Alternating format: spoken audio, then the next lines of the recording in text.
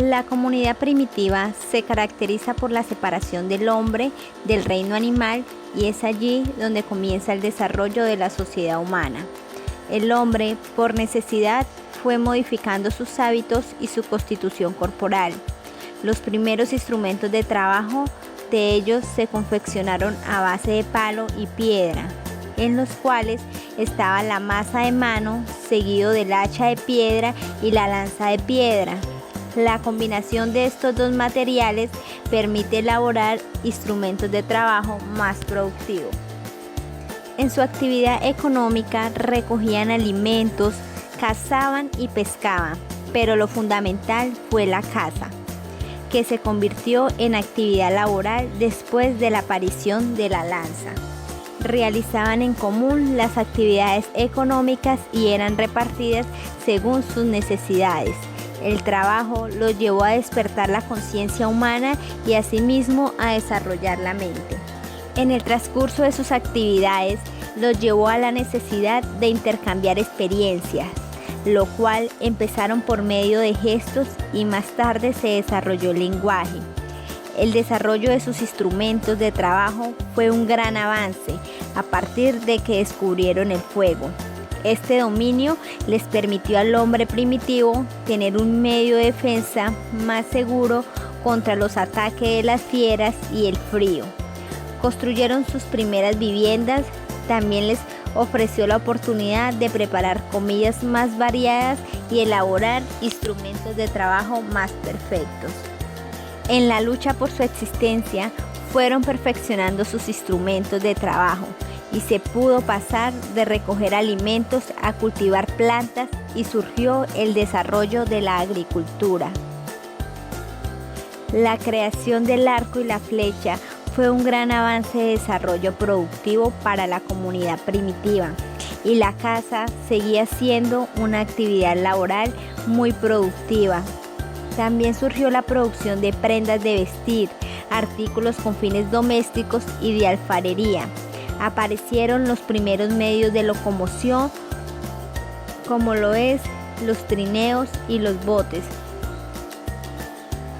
Cada vez la economía del hombre primitivo se fue haciendo más variada y las actividades laborales con más diversidad, los instrumentos más especializados y perfectos para el trabajo.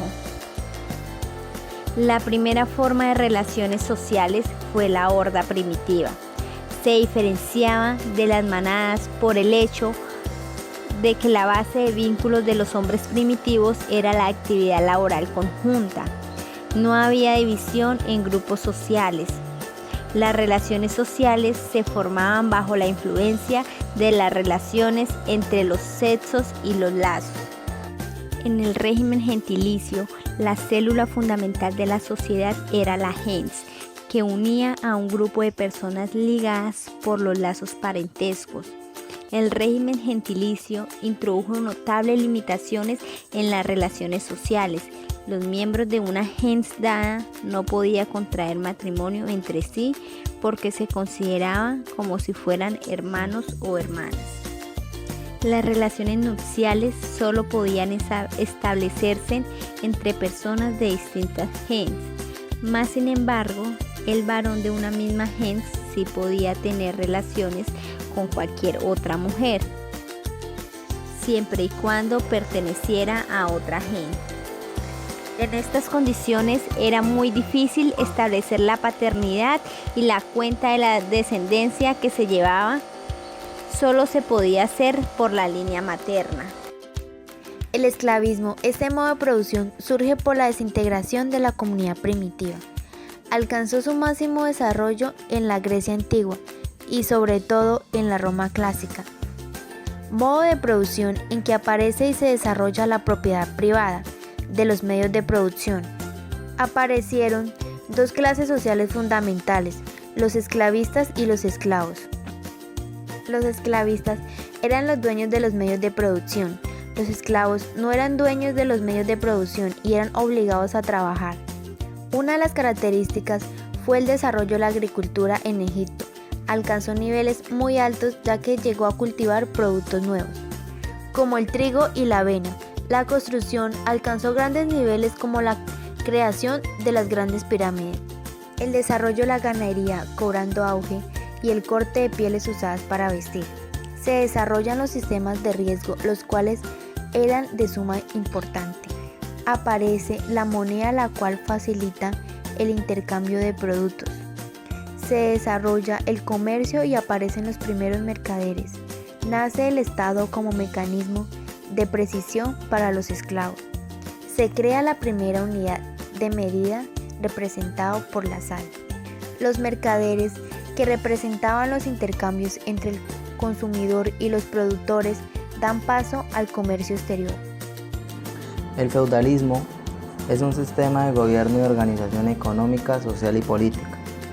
El feudalismo o régimen feudal predominó en Europa occidental en el siglo X. La economía en el feudalismo fue basada en la agricultura y la ganadería.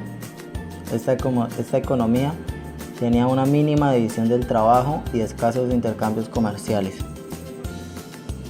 El mercantilismo pasó por varias etapas: política de depósitos, política de abastos y la tercera etapa, la nación era considerada como un centro de producción.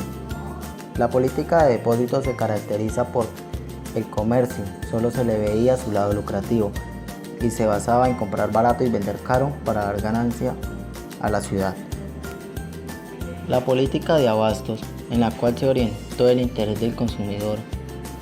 Su principal objetivo era el de importar y exportar, puesto que el propósito era el tener tanta mercancía como fuera posible. La tercera, la nación era considerada como un cuarto de producción, es decir que la mercancía era elaborada con fines de exportación y consecuentemente con fines de lucro. La estructura feudal